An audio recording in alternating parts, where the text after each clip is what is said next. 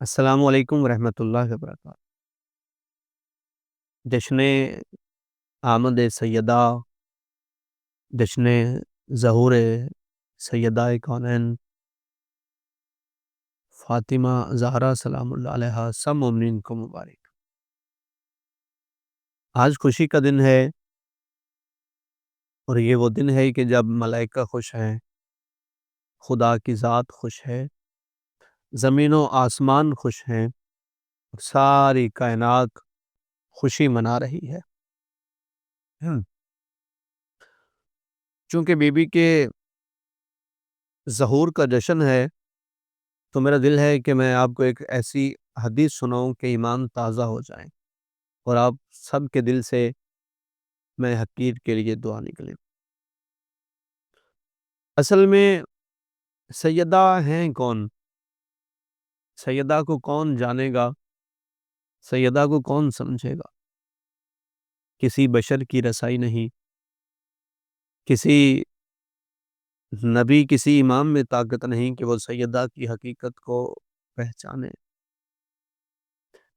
یہ راز صرف خدا جانتا ہے، اور کما حق ہو سیدہ کی صفات خدا ہی بیان کر سکتا ہے۔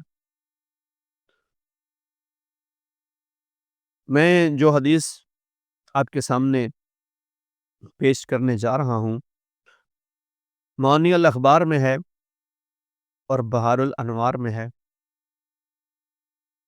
حضرت امام جعفر صادق علیہ السلام نے اپنے آباء کرام سے روایت نقل کی۔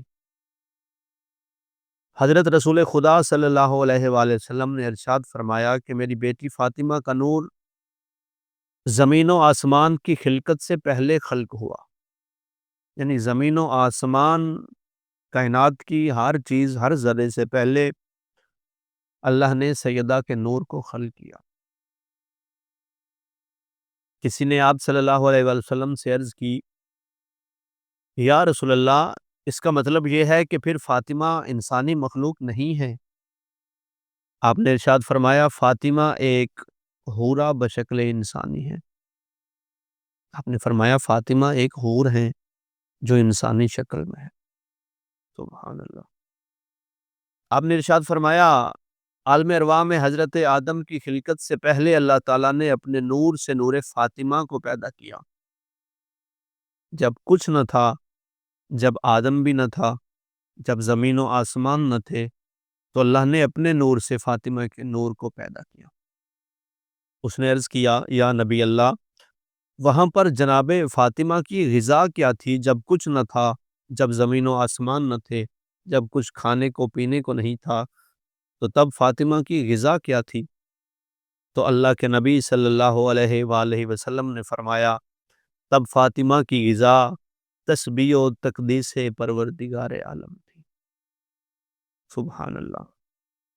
مگر جب اللہ نے آدم کو پیدا کیا اور ان کے صلب سے مجھے پیدا کیا، اور چاہا کہ میرے صلب سے فاطمہ کو پیدا کرے، تو اس کے نور کو جنت میں سیب کی ایک شکل بنا دیا۔ جب اللہ نے ارادہ کیا کہ میں محمد کے صلب سے فاطمہ کو دنیا میں بھیجوں، تو اللہ نے جنت میں فاطمہ کے نور کو ایک سیب کی شکل بنا دیا۔ وہ سیب جبرائیل لے کر زمین پر آئے اور بولے کہ اے محمد، السلام علیکم ورحمۃ اللہ وبرکاتہ۔ تو میں نے کہا، میرے دوست جبرائیل، وعلیکم السلام ورحمۃ اللہ۔ انہوں نے کہا، محمد، اللہ تعالیٰ آپ کو سلام کہتا ہے۔ اللہ کے رسول صلی اللہ علیہ وآلہ وسلم نے فرمایا، سلام اسی کے لیے ہیں، کروڑوں سلام اس کی ذات کو۔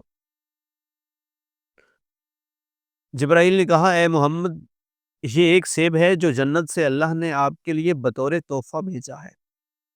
وہ سیب جو اللہ نے فاطمہ کے نور کو سیب کی شکل بنا دیا، جبرائیل وہ لے کر زمین پر آئے اور کہنے لگے، اے محمد، اللہ نے آپ کے لیے بطور تحفہ یہ سیب بھیجا ہے۔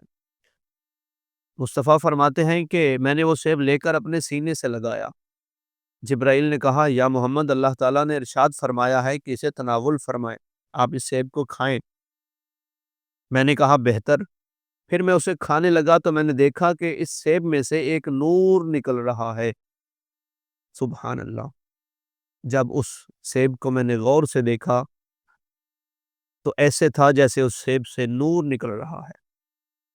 تب جبرائیل کہنے لگے، اے محمد آپ اس کو تناول فرمانے میں توقف نہ کریں، دیر نہ کریں، اس کو جلدی تناول فرما لیں، کیونکہ یہ نور عصمت ہے جس کا نام آسمان پر منصورہ ہے اور زمین پر فاطمہ ہے۔